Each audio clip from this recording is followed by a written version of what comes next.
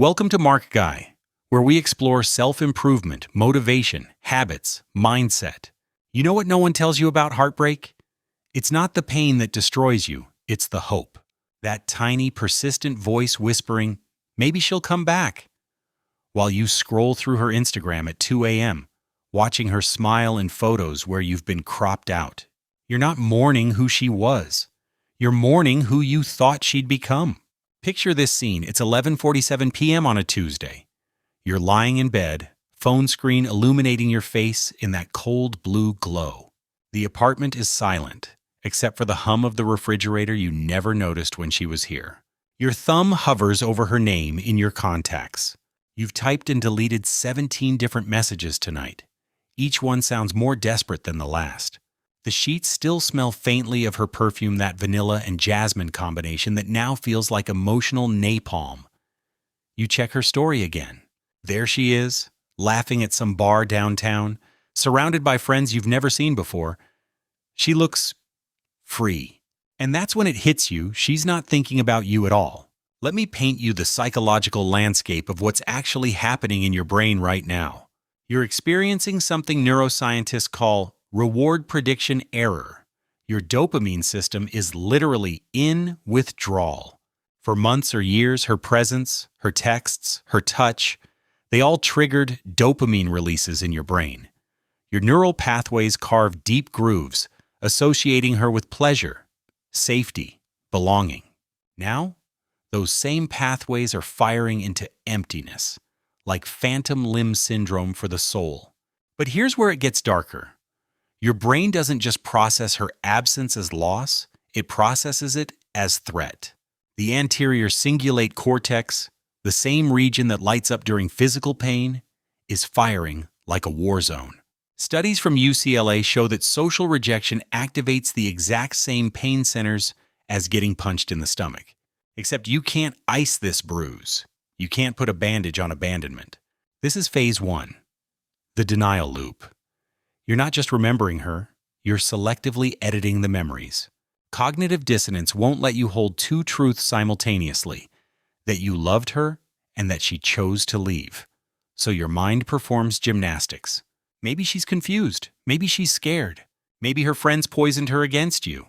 You create elaborate narratives where you're the misunderstood hero of a story she'll eventually recognize. You know what you're really doing? You're protecting yourself from the truth that's too painful to metabolize. She made a conscious choice, and that choice was not you. Phase 2 arrives like a delayed detonation. The archaeology of doubt. Suddenly, you're a forensic investigator of your own relationship. When did she stop saying "I love you" first? Was that laugh at your joke 3 months ago genuine or polite? You replay conversations like a detective reviewing surveillance footage, searching for the exact moment the timer started on your expiration date. Here's the cold truth. She probably checked out emotionally weeks, maybe months before the actual breakup. Women rarely leave in the heat of emotion. They leave after the emotion has cooled into resolution. And then phase 3, the mirage chase. This is where intermittent reinforcement becomes your dealer. She texts you at random, "Hope you're doing well," or "Saw that movie you recommended." These breadcrumbs aren't sustenance. They're psychological torture. But your brain, desperate for the old dopamine hit, interprets them as hope. You know what casino designers understand that you don't? Intermittent rewards are more addictive than consistent ones. She's become your slot machine, and every text is another pull of the lever. Maybe this time, maybe this time, maybe this time. Do you want to know the most brutal part? The version of her you're mourning, she never existed. You're grieving a projection, a hologram constructed from your needs, hopes, and selective attention. The woman who left isn't the woman you remember. The woman you remember is part her, part your imagination, part what you needed her to be. You fell in love with potential, not reality. And potential is just another word for fiction. Here's where it hurts. While you're constructing shrines to what was, she's already 3 chapters into what's next. Women typically process breakups differently. They front-load the grief. By the time she said "we need to talk," She'd already mourned the relationship, processed the loss, and planned the exit. You're starting your grief journey at her finish line. That's why she seems so composed, so resolved, so mysteriously over it. She's not cold. She's just 6 months ahead of you emotionally. Let me show you something about the social media theater you're torturing yourself with. That photo of her laughing at brunch? Staged. The inspirational quotes about new beginnings? Google searched. The workout selfies? They're not for you, they're for her. Trying to convince herself she made the right choice. But here's what you don't see. The 3 a.m. anxiety attacks.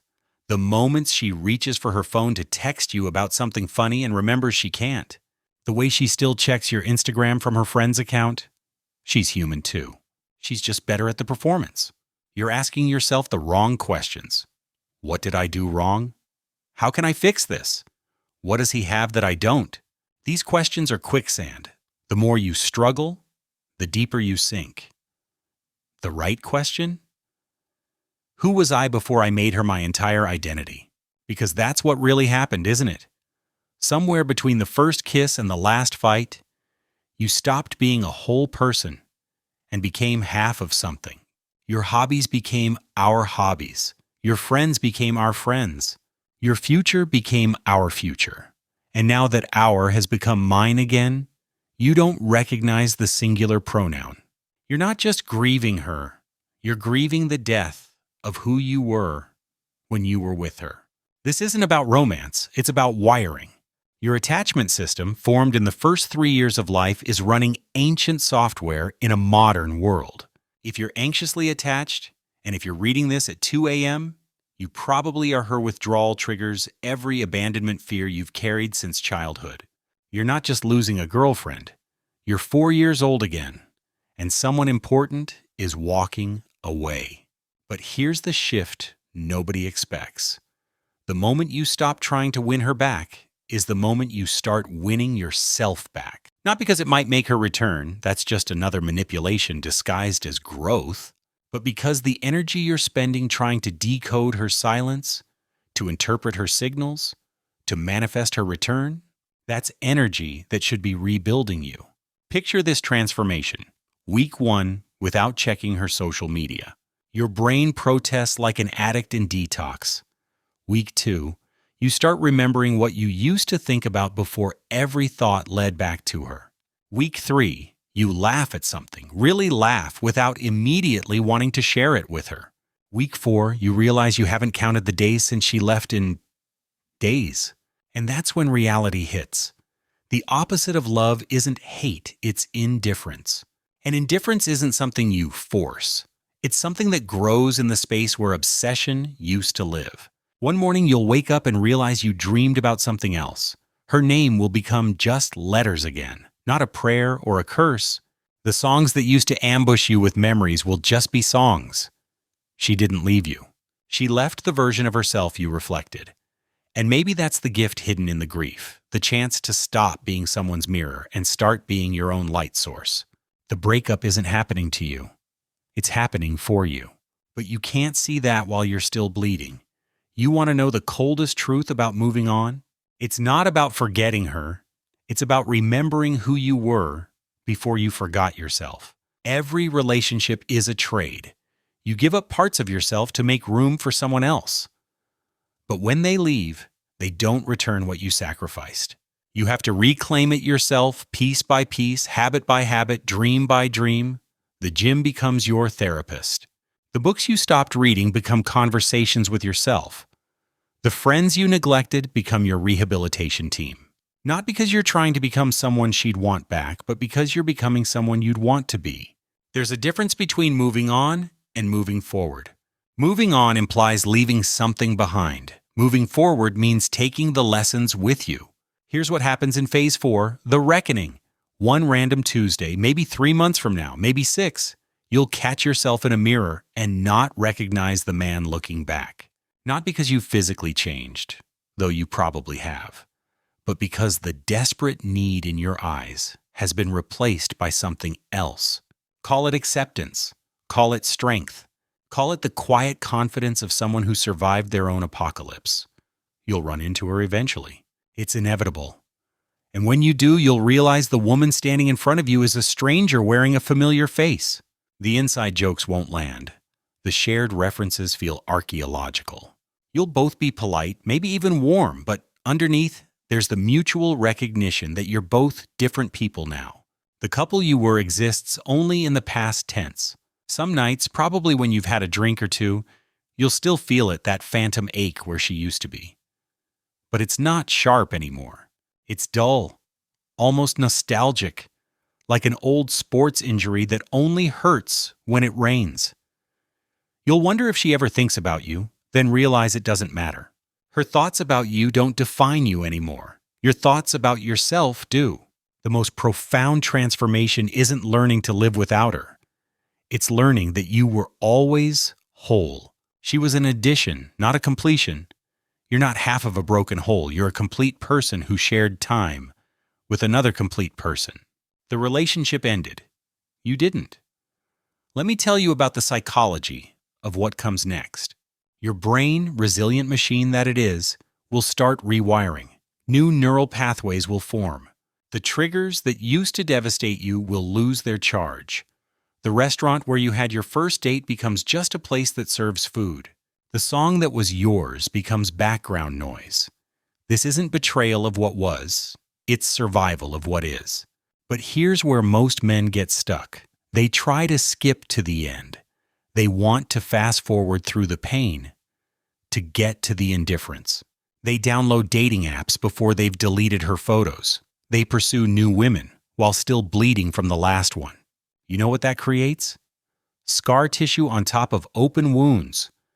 The next woman becomes a bandage, not a partner, and bandages always fall off eventually. The real work isn't finding someone new. It's sitting alone in your apartment on a Friday night and being okay with it. It's cooking a meal for one without feeling pathetic. It's going to the movie you want to see sitting by yourself and not checking your phone once. It's learning that solitude isn't loneliness, it's freedom. You're going through withdrawal from more than just her. You're withdrawing from the identity of being chosen, wanted, needed. You're detoxing from the validation of being someone's person. And like any detox, it's going to feel like death before it feels like rebirth. Here's a truth that sounds like cruelty, but is actually kindness. She's not coming back. And if she does, it won't be to the man she left. It'll be to the man you become after she's gone. But by then, you won't be waiting for her. You'll be too busy becoming who you were meant to be before you got lost in who she needed you to be. The midnight scrolling through her Instagram, that's not love. That's addiction. The analyzing of every word in her last text, that's not devotion. That's desperation. The hope that she'll realize what she lost, that's not faith. That's fear. Fear of facing who you are without the title of boyfriend to define you. You want to know when you've actually moved on? When someone asks about her and you don't have a prepared speech. When her name comes up in conversation and your heart rate doesn't change. When you see a couple holding hands and feel happy for them instead of bitter about love. When Sunday morning feels peaceful instead of empty. The final phase, resolution, doesn't announce itself. It arrives quietly, like snow overnight. You wake up one day and realize you haven't thought about her in a week, then a month. Then you can't remember the last time. Her birthday passes without you noticing. The anniversary of your breakup becomes just another date on the calendar. And then, something unexpected happens. Gratitude. Not for the pain, but for the growth it forced. Not for the ending, but for the beginning it created. You'll understand that every relationship is a teacher. And this one taught you the most important lesson. How to love yourself when someone else stops. The man you're becoming through this pain, he's who you were supposed to be all along. The relationship didn't interrupt your journey. It was part of it. But now the training wheels are off, and you're learning to balance on your own. Stop checking her social media. Stop replaying the relationship's greatest hits. Stop treating your phone like a time machine that can transport you back to when she loved you. She's not your story anymore. You are. The truth is, heartbreak is just growth that hurts. And the man you'll be on the other side of this pain, He won't need anyone to complete him. He'll be whole, scarred maybe, but whole. And that wholeness won't be dependent on someone else's presence or absence. Your healing isn't going to be linear. Some days you'll feel invincible. Others, you'll smell her perfume on a stranger and feel like you're drowning on dry land. That's not weakness. That's humanity. The goal isn't to feel nothing. It's to feel everything and keep moving anyway. Right now, in this moment of raw pain, you can't imagine a future where she's not the first thing you think about. But that future is coming. It's as inevitable as the sunrise. And when it arrives, you'll understand that losing her wasn't a tragedy, it was a transformation. The hardest pill to swallow? She was right to leave if she didn't want to stay. Love isn't a prison, and you wouldn't want someone who had to be convinced to choose you. The right person won't need convincing. They'll choose you every morning without hesitation, without doubt, without exit strategies. Until then, choose yourself. Every morning, without hesitation, without doubt, without looking back. The truth is, you're not broken. You're breaking open. And everything you need is already inside you, waiting.